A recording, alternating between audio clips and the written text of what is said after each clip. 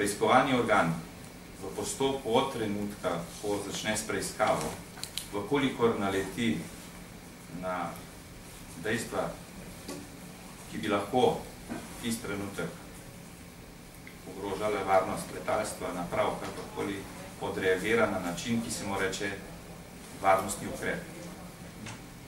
Na podlagi ugotovitve zbiranjem podatkov, pridobljenih od Agencije za civilno letalstvo, da konkretno podjetje ni imetnik spričevala za prevoz potnikov, sem bil dolžan izdati varnostni ukrep na podlagi 145. člena Zakona o letalstvu in ga poslati Agenciji za civilno letalstvo, ki je pristojna za izdajanje in odvzemanje dovoljenj.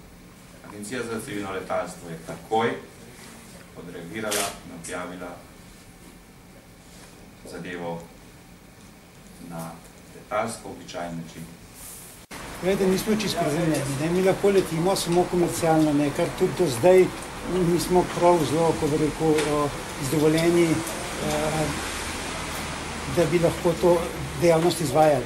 Vendar naši standardi so že nekajkrat presegali, recimo angliške standarde, oziroma naši, od firme, oziroma njegova kluba, te, kar mislijo zdaj uvesti.